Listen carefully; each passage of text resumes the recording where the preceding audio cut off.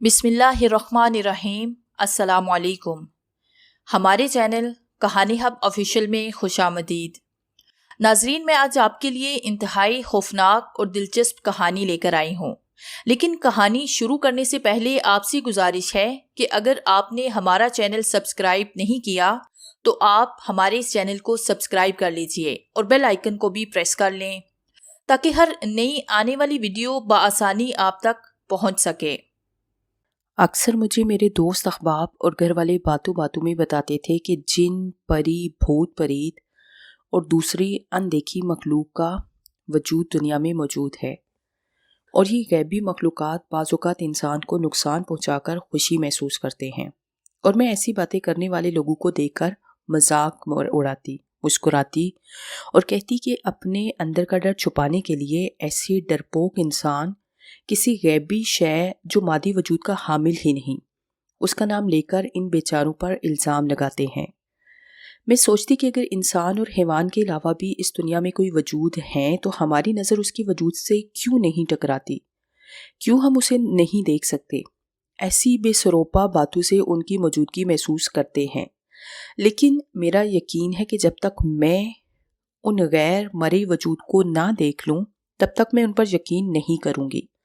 और फिर इसके बाद मेरा ज़हनी इम्तिहान शुरू होता गया, एक ऐसा इम्तिहान जिसके लिए कभी मैंने तसव्वुर भी नहीं किया था, बल्कि तसव्वुर में भी नहीं सोचा था। मेरे अंदर एक अजीब किस्म की बेहिसी पैदा होने लगी, मिजाज में बेजारी, तबीयत का हादसा बनती जा रही थी, जिसकी वजह से मेरे तमाम घर वाले डिस्टर्ब और गुस्सा करने लगे थे। हर वक्त मेरा उकताया हुआ रवैया सबके लिए, हर किसी को हैरत का बायस बनता। मैं तो हर बड़ी बात को सुनकर दूसरे कान से उड़ा दिया करती थी, अब हर छोटी से छोटी बात पर एतराज़ करने लगी। मेरी करीब तरीन सहेलियां मेरी इस हरकत को बुरी तरह से महसूस कर रही थी। हर तरफ से ये आवाज़ें आने लगी, सदफ तुम ऐसी तो नहीं थी, क्या हुआ है तुम्हें, इतना मूड क्यों बिगड़ा है, किस बात पर नाराज़ हो, अकेली क्यों बैठी हो। फिर मैं सोचने लगी कि ये सब आखिर मेरे साथ क्यों हो रहा है। रातों को सोने से डर लगने लगा, अगर आंख लगती तो वही मनहूस ख्वाब दोबारा से शुरू हो जाएंगे। दिन को सारा दिन अजीब तरह की बेचैनी रहती, रात की नींदें जैसे डरावने ख्वाबों ने उरंछू कर दी थी, वही ख्वाब जिन्होंने मेरे अंदर अजीब सी बेचैनी पैदा कर दी थी। वो ख्वाब जिसमें मैं खुद को अनजान जगह पर देखती, अपने अलावा किसी अजीब किस्म की मखलूक को देखती। वो मखलूक अजीबुल हलकत होती और वो मखलूक जिस्मों में मुझसे भारी और कद में ऊंची होती। कभी पहाड़ों पर से उन मखलूक को अपनी तरफ ऊंचाई पर चढ़ते हुए देखती, जो अपने लंबे लंबे और काले हाथों से बुलाते में ये दहशतनाक मंजर देखकर उठ जाती। कभी जंगलों में अजीब किस्म की मखलूक के घेरे में खुद को पाती और उनसे भाग रही होती। वो मखलूक मेरे पीछे भाग रही होती और मेरे पीछे अजीब जुबान में बातें करती। कभी मैं ख्वाब में खुद को ज़मीन की तह में देखती और ढेर सारे सांप मेरे इर्द गिर्द मंडला रहे होते, और फिर धीरे धीरे वो सांप इंसानी कालम में आ जाते और मैं दीवानावार भाग खड़ी होती। कभी देखती कि कोई अनजानी मखलूक मुझे आवाज़ें दे रही होती और आवाज़ें होती, आओ हमारी दुनिया में, आओ हम दिल की गहराई से तुम्हें अपनी दुनिया में खुश आमदीद कहेंगे, तुम्हें अपनी दुनिया की सैर कराएंगे और तुम्हें दिखाएंगे कि हमारी दुनिया के नाफरमानों को कैसी कैसी सजाएं दी जाती हैं। ये वो ख्वाब थे जो अक्सर वक्फे वक्फे से मुझे नजर आते और मैं खौफ के मारे सारी रात जागती रहती, किसी से कहकर खुद का तमाशा बनवाना नहीं चाहती थी। अब मैं अक्सर उनके बारे में सोचने लगी जो हमारी दुनिया की बजाय दूसरी दुनिया के मखलूक थे। हमारी दुनिया के लोग उन्हें कौमे जिन्नात कहकर उनके वजूद के मानने वाले हैं। सोचने से उसको जितना रोकती उतना ही शिद्दत से इन बातों को सोचती और मेरे अंदर गुस्से का मादा परवान चढ़ता, और अगर कोई नरमी से समझाना चाहता मैं इंतहाई तुर्शी से ना समझते हुए उसे ही डांट देती और अपना सारा गुस्सा उन बेचारों पर निकाल देती। इस अरसे में मुझे ऐसे लगा कि जैसे मुझ में एक अनजानी ताकत भर गई है और मैं उस ताकत के सामने बिल्कुल बेबस हूँ, और यही अनजानी ताकत मुझे मेरी शख्सियत के बिल्कुल उलट साबित करने पर तुली है। मेरी ये सारी कैफियत, डरावने ख्वाब आना और अपने आप में मगन रहना मुझे अंदर से बिल्कुल खोखला करने लगे। मैं इस हालत को सब पर अयान नहीं करना चाहती थी, बल्कि मैं इस ताकत से लड़ना चाहती थी।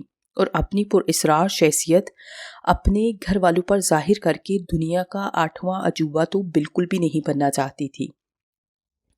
لیکن میری فیملی حیران پریشان میرے معمولات نوٹ کر کے میری ان تبدیلیوں کا سبب جاننا چاہتی تھی، لیکن سب صابن کے جھاگ کی طرح بیٹھ گئے۔ اب پھر کچھ عرصے سے خوابوں میں پہلے کی طرح گر گئی، سب کچھ پہلے جیسا تھا، مگر اب مجھے اپنے ارد گرد ایک نامانوس وجود کا احساس اٹھتے بیٹھتے ہونے لگتا تھا۔ ایسے لگتا جیسے میں کوئی نادیدہ قوت کے نظر میں آ گئی ہوں، کیونکہ میں جہاں بھی جاتی کوئی انجانا وجود میرا پیچھا کرتا۔ کسی کو تو محسوس نہیں ہوتا، مگر مجھے صاف محسوس ہوتا۔ یہ خیال ایک بجلی کے جھٹکے سے بھی تیز میرے دماغ کا حصہ بنتا تھا، اور پھر قرآن مجید کی کچھ آیتوں کا ترجمہ بار بار میرے دماغ میں آنے لگا، جن میں جنات کا ذکر بہت واضح الفاظ میں کیا گیا ہے۔ پھر میرے دماغ میں یہ بات بیٹھ گئی کہ کہیں گڑبڑ ضرور کی ہے میں نے، مگر سمجھ میں نہیں آ رہا تھا کہ ایسا کیا کیا ہے میں نے جس سے جنات کی نظر مجھ پر اور میرے خیالات پر پڑی۔ بہت زیادہ سوچنے کے بعد مجھے اپنے وہی الفاظ کے سوا کچھ یاد نہ آتا جب میں جنات کی باتیں سن کر کہتی، مگر لاکھ سوچنے کے باوجود بھی اپنی سوچ کو عملی جامہ نہ پہنا سکتی، اور بغیر دماغ میں آئے میں اس پر یقین کیسے کر لیتی۔ کالج کی سٹڈی کافی متاثر ہو رہی تھی، فرینڈز ایک طرف حیران تھی اور میرا موڈ دیکھ کر انہوں نے بات تک کرنا چھوڑ دی تھی۔ ٹیچرز الگ غصہ کرتی، گھر والے خاموش تھے، کچھ بھی بولنے سے معذرت بڑھتے تھے، مجھے سب نے یکسر نظر انداز کیا ہوا تھا، سمجھ سے بالا تر ہو رہی تھی۔ میری کیفیت پہلے قابو سے ڈرنا جس کی وجہ سے سونا محال لگتا تھا، اور اب وہ نادیدہ احساس جو اٹھتے جاگتے ہونے لگا، سرسراہٹ اور ہوا کی سائیں سائیں سے خوف محسوس ہونے لگا۔ خود کو حرکت کی وجہ سے اکیلا کر لیا تھا، کوئی بات بھی کرتا تو میں نہ چاہتے ہوئے اسے کھری کھری سنا دیتی، اگر کوئی اس بدلے رویے کی وجہ پوچھتا اور میں اسے چاہتے ہوئے بھی بتا نہ پاتی۔ اس سچویشن سے تنگ آ کر اپنا مسئلہ خدا کے حضور پیش کر دیا، دن رات عبادت کرنے لگی، ہر وقت وظائف پڑھتی رہتی اور خدا سے دعائیں مانگنے لگی۔ اب میرا دل مطمئن ہونے لگا تھا، عبادت میں یکسوئی اپنے اندر کے خوف کو مٹاتا چلا گیا، مگر پھر بھی وہی ایک احساس باقی رہ گیا جو ہر وقت میرے ساتھ ہوتا، جیسے کوئی انجانا وجود ہر وقت میرے آس پاس رہتا ہو۔ اور پھر میں تو ایک لڑکی تھی، اپنے ارد گرد کسی کے ہونے کا احساس بہت زیادہ پریشان کرتا تھا۔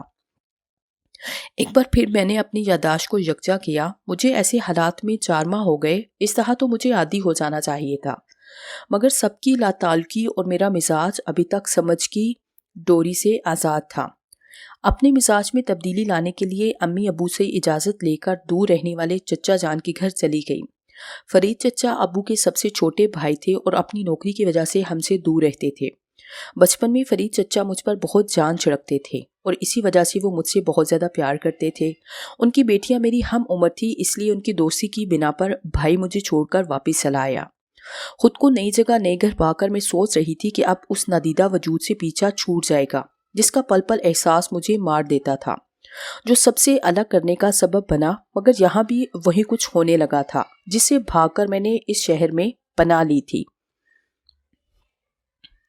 میرا ہر وقت کھویا کھویا رہتا اور کسی کو صحیح جواب نہ دینا، چچا کی بیٹیوں نے بھی میرے رویے کی وجہ سے مجھے نظر انداز کر دیا، لیکن چچا کو میرا کھویا اور بیزار لہجہ ایک آنکھ نہ بھایا۔ وہ پہلے پیار سے اس بدلے ہوئے لہجے کے بارے میں پوچھتے رہے، لیکن ان کے ہر بار پوچھنے پر پتہ نہیں کیوں میرے زبان پر کفل سے لگ جاتے، میں چاہ کر بھی کچھ بتا نہ پاتی۔ میری مسلسل خاموشی کو دیکھ کر چچا چپ ہو گئے اور میں ہونٹ کاٹ کر رہ گئی۔ بھرپور کوشش سے اپنا دھیان نادیدہ وجود سے عارضی طور پر ہٹا کر زندگی کی رنگینیوں کے رنگ چرانے بیٹھی اور حتی المکان پہلے والا رویہ اپنایا، جس سے سب کے چہروں پر سوالیہ نشان کی جگہ مسکراہٹ دوڑ گئی۔ مگر چچا جان پریشان تھے، انہوں نے فون کر کے گھر والوں سے میرے رویے کے بارے میں کرید کرید کر پوچھا، جس کے بدلے میں امی ابو بہن بھائیوں نے ساری معلومات دے دی اور سب نے مجھ سے کافی شکایات کا شکوہ بھی کیا، لیکن میں سمجھ سکتی ہوں کہ وہ سب میرے لیے پریشان ہیں۔ چچا نے مجھے شام کے وقت اسٹڈی روم میں بلوایا اور مجھ سے میرے رویے کے متعلق بہت ہی پیار سے پوچھا، اور میں نے حیرت انگیز طور پر چچا جان کو وہ سب بتایا جس سے مجھے کوئی انجانی طاقت ہمیشہ روک دیتی تھی، اور ہر وقت خوف میں گری رہتی۔ ایک خوف سا ہر وقت میرے ارد گرد چھایا رہتا، وہی ہانپ، خوفناک چہرے، بھیانک آوازیں اور سب سے بڑھ کر وہ نادیدہ وجود کا احساس۔ سب کچھ بغیر روک ٹوک کے میں نے بہتے آنسو میں کہہ دیا۔ چچا جان میری ساری باتیں بڑی دل جمی سے سنتے رہے اور میرے چپ ہونے پر بولے، بیٹا کوئی ایسا واقعہ جس کے بعد تمہیں محسوس ہوا ہو کہ کوئی انہونی بات ہوئی ہے؟ چچا جان میں نے لاکھ کوشش کی کہ یاد آ جائے، مگر میری ہر کوشش ناکام ہو جاتی ہے۔ میں نے روندی ہوئی آواز میں کہا، یہ رکھو اپنے پاس اور یاد کرنے کی کوشش کرو، شاباش تمہیں ضرور یاد آ جائے گا۔ چچا جان نے ایک تعویذ میرے ہاتھ پر رکھ کر شفقت سے کہا، اور میں چپ چاپ وہاں سے اٹھ کر کمرے میں چلی گئی۔ تعویذ پہننا مجھے بڑا عجیب لگ رہا تھا۔ بالآخر میں نے اپنے گلے میں وہ تعویذ پہنا۔ اب مجھے یقین ہو چلا تھا کہ چچا جان ضرور میری پرابلم کو حل کریں گے، جبھی تو انہوں نے مجھے روشنی کا راستہ دکھایا ہے۔ رات کی دبیز تاریکی ہر سو پھیل گئی، آسمان سیاہی کے لبادے میں ڈھل گیا، روشن ستارے موتیوں کی طرح چمکنے لگے اور میں اکیلی کمرے میں بیٹھ کر اپنی یادداشت دہرانے لگی۔ اور شاید تعویذ کا اثر تھا کہ میرے دماغ میں ٹرین والا واقعہ یاد آ گیا۔ میں بہت حیران ہوئی کہ پہلے یہ واقعہ مجھے یاد کیوں نہ آیا۔ جب میں پہلے اپنے ذہن پر زور دیتی رہی تو ہر چیز دھندلی سی تصویر کی طرح ذہن کی اسکرین پر رک جاتی اور اسی وجہ سے الجھ کر میں سوچنا ترک کر دیتی۔ یوں وہ واقعہ بھول گئی۔ وہ واقعہ یوں تھا، گرمیوں کی چھٹیوں میں میں اپنے اکلوتے ماموں جان کے گھر گئی تھی۔ واپسی پر میں نے بہت اصرار کر کے ماموں جان اپنے ساتھ آنے سے روک دیا، کیونکہ مجھے احساس تھا کہ ماموں 100 بکھیروں میں الجھے ہوئے ہیں۔ میں نہیں چاہتی تھی کہ میری وجہ سے ان کا وقت ضائع ہو، لیکن ماموں جان نے اسٹیشن پر ایک عورت سے کہہ دیا کہ بچی کا خیال کرنا، آپ ہی کے شہر میں اترے گی، اور ڈھیر ساری نصیحتوں کے ساتھ مجھے روانہ کیا۔ میری کھڑکی والی سیٹ تھی، لہٰذا وہ باہر کے نظاروں میں بری طرح مگن تھی۔ سامنے کی سیٹ پر ایک ادھیر عمر بوڑھا بیٹھا تھا جو نیند سے شغل فرما رہا تھا، اس لیے وہ بے خبر تھا۔ کبھی کبھی اس کا سر نیند کی وجہ سے کسی ایک طرف کو ڈھلک کر ٹیڑھا ہو جاتا اور میری نظر اس پر پڑتی تو بے ساختہ مسکرا دیتی۔ اپنا دھیان پوری طرح باہر کے دل فریب اور سرسبز و شاداب نظاروں میں لگائی ہوئی تھی کہ خاتون کی آواز پر چونک پڑی۔ وہ بیٹھے بیٹھے بور ہو رہی تھی۔ میں نے اندازہ لگایا کہ وہ مجھ سے کسی موضوع پر گفتگو کرنا چاہتی تھی۔ وہ اچھے نقوش والی خاتون تھی۔ پہلے تو ادھر ادھر کی بات چیت کرتی رہی، پھر اچانک اپنا موضوع جنات کی طرف لے گئی۔ اس موضوع سے مجھے خدا واسطے کا بیر تھا۔ پہلے تو وہ اپنے گاؤں کے چھوٹے موٹے واقعات بیان کرنے لگی اور پھر ایک لڑکی کا قصہ سنانا شروع کیا جس پر ایک جن عاشق ہوا تھا اور اس کے ہونے والے شوہر کو جن نے موت سے ہمکنار کیا تھا۔ میں اپنے خیالوں میں مگن تھی کہ ٹرین ایک جھٹکے سے رکی اور سامنے والے شخص نے ہڑبڑا کر آنکھیں کھولی اور مچھی آنکھوں سے اسٹیشن کا نام دیکھتے ہی گھبرا گیا۔ شاید وہ ایک اسٹیشن آگے پہنچ گیا تھا۔ اب ہماری گفتگو کا رخ اسٹیشن کی ویرانی اور بدحالی کی طرف گھوم گیا تھا اور ہم دوبارہ بات چیت میں مصروف ہو گئے تھے کہ اچانک ٹرین میں ایک نوجوان چڑھ کر آیا۔ اس کے کندھے پر چرمی بیگ لٹکا ہوا تھا۔ وہ نوجوان بہت خوبرو تھا، جیسے کوئی شہزادہ ہو۔ وہ بالکل میرے سامنے والی سیٹ پر ٹیک لگا کر آرام سے بیٹھ گیا۔ اس کا صحت مند وجود قابل رشک تھا۔ خوبصورت صاف چہرہ، سلکی کانوں تک خوبصورت بال، گھنی مونچھیں اس کے وقار میں بے پناہ اضافہ کر رہی تھی۔ کپڑے اس نے بہت خوبصورت پہن رکھے تھے۔ میں نے ایک ہی پل میں اس کا ایکس رے کر لیا اور دوبارہ خاتون کی طرف متوجہ ہوئی۔ ٹرین دوبارہ چل پڑی۔ عورت نے دوبارہ جن اور لڑکی کا قصہ شروع کیا۔ اس پر مجھے غصہ آیا۔ خاتون سے صاف کہہ دیا، یہ سب جھوٹ ہے، بکواس ہے۔ وہ لڑکی ضرور ڈھونگ کر رہی ہوگی اور جن ون کچھ نہیں ہوتا۔ یہ ہم لوگوں کے فرضی اور فرسودہ خیالات ہوتے ہیں جو دوسروں پر رعب جمانے اندیکھی وجود کا نام لے لیتے ہیں، اور ہاں اگر میرے ساتھ ایسا ہوتا تو ضرور یقین کر لیتی۔ میرا رخ پوری طرح خاتون کی طرف تھا۔ سامنے بیٹھا وہ خوبرو نوجوان میری بات سن کر آنکھیں کھول کر بالکل سیدھا ہو کر بیٹھا اور غور سے ہماری گفتگو سننے لگا۔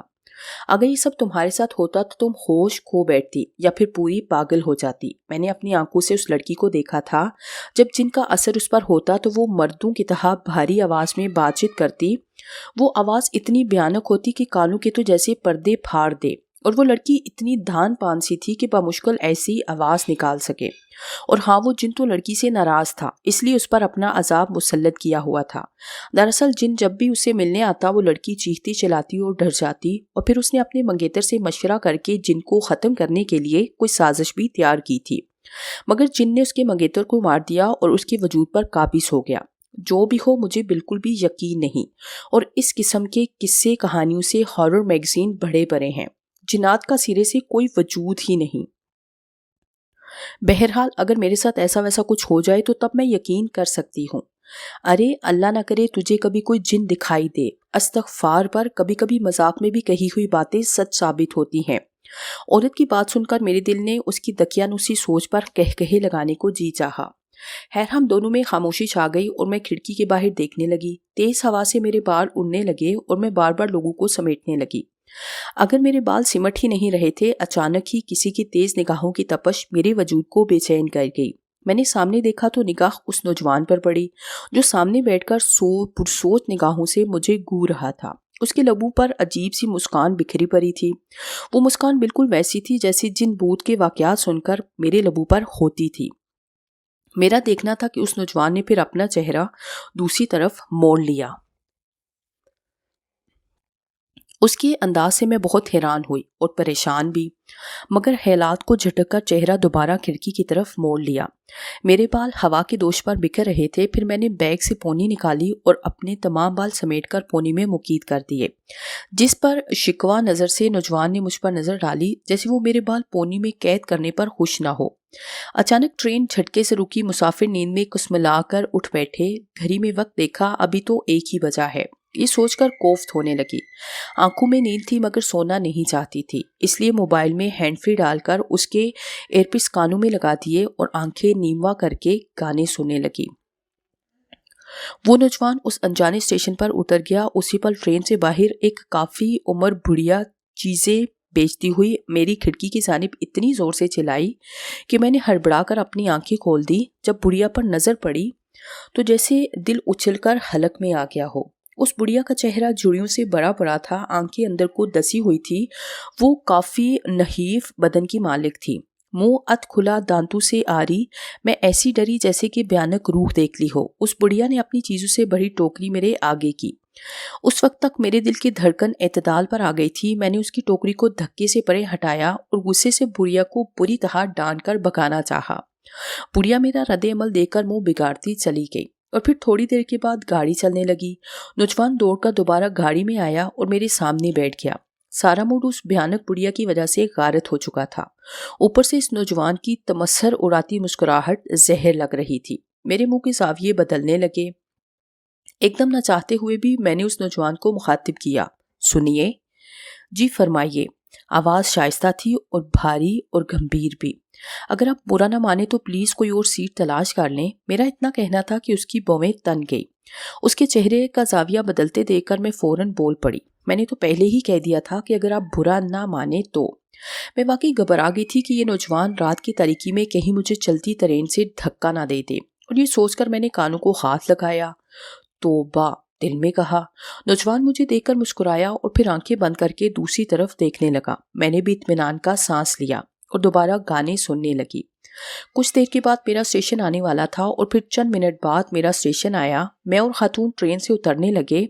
خاتون نے اپنا سامان سنبھالا اور پھر میں اترنے لگی۔ میرا بیگ بڑا تھا مگر بھاری نہیں تھا۔ جب میں نے اسے اٹھانا چاہا تو ایسے لگا کہ جیسے من بھر وزنی ہو، لہٰذا دشواری ہونے لگی۔ یہ دیکھ کر میرا وزنی بیگ اس نوجوان نے ہوا میں ایسے اٹھایا جیسے بھاری بیگ نہ ہو بلکہ کوئی غبارہ یا پھر کوئی روئی ہو۔ میں نیچے اتری، اس نے بیگ نیچے اتارا۔ اس کی گھنی مونچھوں کے نیچے ہونٹوں پر کافی عجیب سی مسکراہٹ تھی۔ اپنے حالات کو ہر کسی پر ثبت کرنے کی کوشش نہ کیا کریں، ایسا نہ ہو کہ کوئی حادثہ پیش آ جائے۔ آج تو بچ گئی مگر ہر جگہ میں نہیں ہو سکتا۔ جب میں نے نوجوان کے الفاظ سنے تو سن کر ٹھٹک گئی۔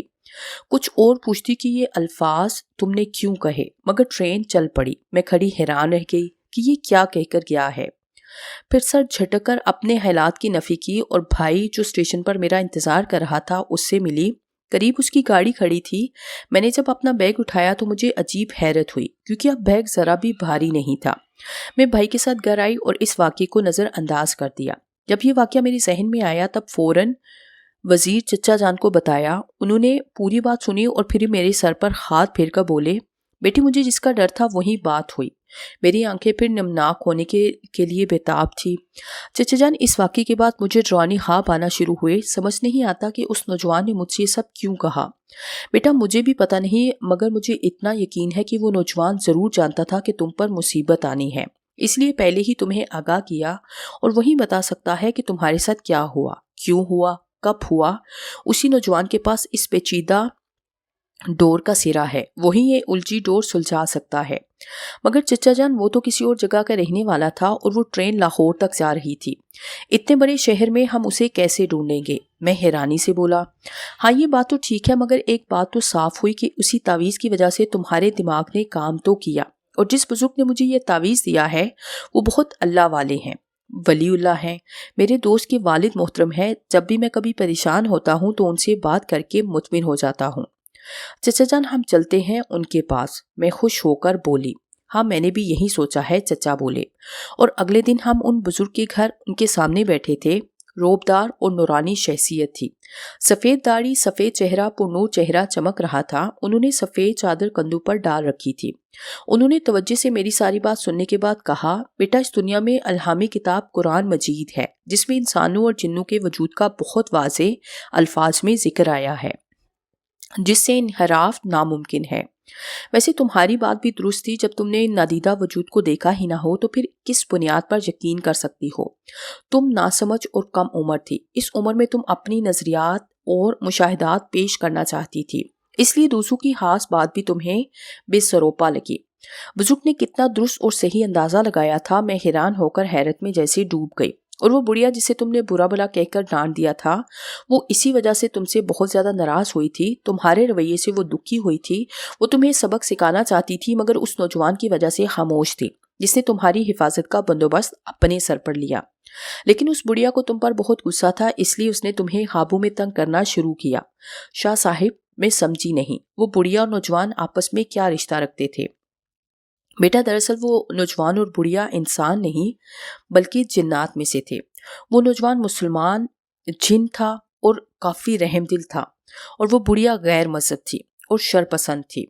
وہی بڑھیا تم پر ناراض تھی، جو بھول تم سے ہوئی وہ بڑھیا اس کا بدلہ لینا چاہتی تھی، مگر نوجوان نے بڑھیا کو روکا، اس کی منت سماجت کی، بڑھیا نہ مانی تو نوجوان نے تمہاری حفاظت کا ذمہ لے لیا اور ہر وقت سائے کی طرح تمہارے ساتھ رہنے لگا، مگر تمہیں ایک انجانے احساس نے ستانا شروع کیا۔ شاہ صاحب کی باتیں سن کر میرے ارد گرد دھماکے سے ہونے لگے، میں حیرتوں کے پہاڑوں میں جیسے دفن ہونے لگی۔ میرا منہ حیرت سے کھلا تھا، کتنے ہی پل میں ساکت و جامد رہی اور کتنے ہی پل یوں ہی بیت گئے۔ لیکن شاہ صاحب وہ میرا پیچھا کیوں کر رہا ہے؟ خوف آتا ہے مجھے اس احساس سے، اور اس نے میری حفاظت کا ذمہ کیوں لیا؟ یہ میری سمجھ سے بالا تر ہے، میں نے الجھ کر کہا۔ تمہارے ہاتھ کی کلائی پر ایک نیلے رنگ کا نشان یا تل موجود ہے۔ میں نے جلدی سے کلائی دیکھی تو واقعی میری ہاتھ کی کلائی پر تل موجود تھا، حالانکہ میں نے شاہ صاحب کو اپنا ہاتھ دکھایا نہیں، میں نے پوری آستین والی قمیض پہنتی تھی۔ مگر اس نقطے سے کیا مطلب ہے؟ میں نے سوال کیا۔ اسی وجہ سے تم اس کی حفاظت میں ہو، اور وہ کوئی عام جن نہیں، سردار جن کا بیٹا ہے، بہت مہربان اور نرم دل ہے۔ وہ خود تو مسلمان ہے، مگر وہ بڑھیا غیر مذہب تھی۔ اس کے تمہارے خیالات جان کر تم سے نفرت ہو گئی اور تمہیں نقصان پہنچانے ہی والی تھی کہ خدا کو تم پر ترس آیا۔ وہ جن تمہارے اور اس بڑھیا کے درمیان موجود دیوار بن کر کھڑا ہو گیا۔ میں اب بھی خوفزدہ تھی، مگر اس نشان کا صحیح مطلب کیا ہے؟ کیا یہ کسی مطلب کو ظاہر کرتا ہے؟ میں نے پوچھا۔ شاہ صاحب میری بات سن کر بولے، یہ تو صحیح طور پر وہی نوجوان جن ہی بتا سکتا ہے جو کہ تمہاری حفاظت کرتا ہے۔ شاہ صاحب وہ کیسے بتائے گا؟ وہ تو نظر نہیں آتا، میں نے کہا۔ شاہ صاحب میری بات سن کر مسکرائے، آج وہ نظر آ جائے گا۔ یہ بول کر شاہ صاحب منہ ہی منہ میں کچھ پڑھنے لگے۔ آدھے گھنٹے تک شاہ صاحب کچھ پڑھتے رہے اور پھر کمرے میں دھیرے دھیرے دھواں سا ابھرنے لگا، اور پھر اس دھوئیں نے اسی نوجوان کی شکل اختیار کی۔ اب وہ نوجوان ادب و احترام کے ساتھ شاہ صاحب کے سامنے کھڑا تھا۔ آپ؟ اسے دیکھ کر میرے منہ سے بے اختیار نکلا، کیا پوچھنا چاہتی ہیں آپ؟ وہیں گمبھیر آواز شائستہ لہجے میں بولا، مجھ سے کیا غلطی ہوئی جس کی وجہ سے آپ اتنی بڑی سزا دے رہے ہیں؟ اپنے حالات کے اظہار پر پابندی تو نہیں؟ اب جب کہ میں نے یقین کو پا لیا ہے، یہ سزا ختم ہو جانی چاہیے، میرا پیچھا چھوڑ دیں، ہر وقت سائے کی طرح ساتھ رہنا، کیا یہ صحیح یا اچھی بات ہے؟ اگر غلطی ہوئی تھی مجھ سے تو میں نے سدھار لی. مان چکی ہوں کہ آپ لوگوں کا وجود بھی اس دنیا میں موجود ہے اور دیکھ بھی چکی ہوں. یہ بھی مان چکی ہوں کہ آپ کی بھی اپنی دنیا ہوتی ہے، اچھے برے جن ہوتے ہیں، مسلم اور غیر مذہب کو بھی مان چکی ہوں. ہر چیز پر یقین قائم ہو چکا ہے. میری ہچکی بن گئی. نوجوان نے خاموشی سے سر جھکایا. میری کسی بات کا اس نے جواب نہ دیا. ذہنی مریض بن چکی ہوں، کسی سے بات نہیں کر سکتی. ہر وقت طبیعت پر ایک عجیب سا تاثر رہتا ہے. سب نے مجھے اکیلا چھوڑ دیا. میری سودائی حالت کے پیش نظر کبھی میں نے آپ کو نقصان نہیں پہنچایا، پھر کیوں یہ اذیت میرے حصے میں آئی؟ میں نے دل کا سارا غبار باہر نکالا. کمرے میں سکوت طاری، گہری خاموشی تھی، یا پھر میری ہچکیوں کی آواز. مجھے آپ سے کوئی شکایت نہیں.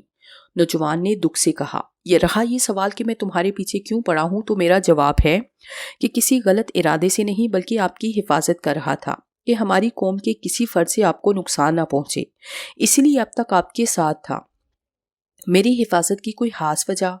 کہ آپ ہر اس لڑکی کی حفاظت کریں گے جس کو کسی جن یا کسی چڑیل سے خطرہ ہو؟ نہیں، اصل میں اب بتاتا ہوں. جب آپ نے اس غیر مذہب بڑھیا کو ڈانٹ دیا تو مجھے بھی اس وقت آپ پر غصہ آیا، مگر بڑھیا کے عزائم بہت بھیانک تھے. وہ ہر حال میں آپ کو چھٹی کا دودھ یاد دلانا چاہتی تھی. میں کبھی بڑھیا کو نہ روتا اگر میں آپ کے ہاتھ کی کلائی پر اس نیلے رنگ کا تل نہ دیکھتا. اسی تل کی وجہ سے آپ مجھے عزیز ہو گئی. ایسا ہر تل یا نشان ہمارے خاندان کی وراثت میں چلا آ رہا ہے. ہمارے بزرگ کہتے ہیں کہ یہی ہماری اصل پہچان بن سکتا ہے. اور پھر جب آپ کے ہاتھ کی کلائی پر وہی نشان پایا جیسے میرے ہاتھ کی کلائی پر ہے، جو ہماری وراثت کی پہچان ہے. یہ نشان نسل در نسل ہمارے ہاتھ کی کلائیوں پر چلا آ رہا ہے. لیکن جب بالکل ویسا نشان آپ کی کلائی پر دیکھا تو مجھے ایسے لگا جیسے آپ ہماری قوم کی ایک فرد ہے، اور میری ناسمجھی تھی کہ میں آپ کو پسند یعنی چاہنے لگا. میں نے اس بڑھیا کو سمجھایا کہ وہ تم سے دور رہے. پہلے تو وہ نہ مانی اور بدسور تمہیں خوابوں میں اور ڈراؤنی آوازوں میں پریشان کرتی لگی. اگر میں بیچ نہ ہوتا تو پتہ نہیں وہ بڑھیا آپ کے ساتھ کیا کرتی. پھر میں نے اس بڑھیا کی بہت منت سماجت کی. پھر وہ مان گئی. اس نے مجھ سے وعدہ کیا کہ وہ آپ کو ہرگز پریشان نہیں کرے گی. مگر ایک انجانا خوف مجھے لاحق ہو گیا کہ اگر میں نے آپ کی حفاظت سے غفلت برتی تو وہی بڑھیا آپ کو نقصان نہ پہنچا دے. پھر میں نے اپنے بزرگوں سے آپ کے لیے بات کی، مشورہ مانگا تو آپ کو اپنا ناممکن ہی نہیں ناممکن تھا. اس لیے میں نے اپنے دماغ کا کہا مانا اور یہ سوچ کر مطمئن ہو گیا کہ کہیں آپ کی قوم کے لوگ ناراض نہ ہو جائیں، کیونکہ اللہ نے انسان کو اشرف المخلوقات کا درجہ دیا ہے. انسان ہر مخلوق پر بھاری ہو سکتا ہے. آخرکار یہی فیصلہ میں نے طے کیا کہ اپنی روزمرہ کاموں میں سے وقت نکال کر آپ کی حفاظت کروں. لیکن اب چونکہ میری مداخلت آپ کو پریشان کر رہی ہے تو میں چلا جاتا ہوں. یہ میرا وعدہ ہے کہ جب کبھی مصیبت میں آپ کو میری ضرورت محسوس ہو، میرا نام لے کر 3 بار پکارنا، میں حاضر ہو جاؤں گا اور آپ کی ہر ممکن مدد کروں گا. یہ کہہ کر وہ خاموش ہو گیا. میں اس انکشاف پر ہکا بکا رہ گئی. اب میری ہر پریشانی ختم ہو چکی تھی اور اندرونی طور پر پرسکون ہو گئی تھی. میرے ہر ادھورے سوال کا مجھے سوال مل گیا تھا. کچھ دیر کے بعد شاہ جی بولے، بیٹا تم نے کچھ اور پوچھنا ہے؟ یہ تمہاری تسلی ہو گئی. شاہ جی مجھے صرف اس نوجوان کا نام معلوم کرنا ہے. میرا نام جمناش ہے. وہ نوجوان گمبھیر آواز میں بولا. ٹھیک ہے جمناش، مجھے آپ سے اب کوئی شکایت نہیں اور نہ کوئی شکوہ ہے اور نہ کوئی غلط فہمی ہے. سب کچھ شیشے کی طرح، کسی دھول کی طرح صاف ہو گیا. شاہ صاحب اب مجھے اجازت دیں تاکہ میں اپنی دنیا میں چلا جاؤں. جمناش نے عقیدت سے شاہ صاحب سے پوچھا. جی بیٹے بالکل تمہیں اجازت ہے. تمہارا بہت بہت شکریہ کہ تم ہمارے بلاوے پر آ گئے. جمناش نے شاہ صاحب کے ہاتھ عقیدت سے چومے اور پھر میری طرف دیکھ کر کہا الوداع. اس نے مجھے دیکھ کر ہاتھ ہلایا. اس کے بعد وہ غائب ہو گیا. میں نے بھی اسے الوداع کہا اور ہاتھ ہوا میں لہرایا. چچا جان نے شاہ صاحب کا شکریہ ادا کیا اور پھر ہم وہاں سے گھر کو روانہ ہو گئے.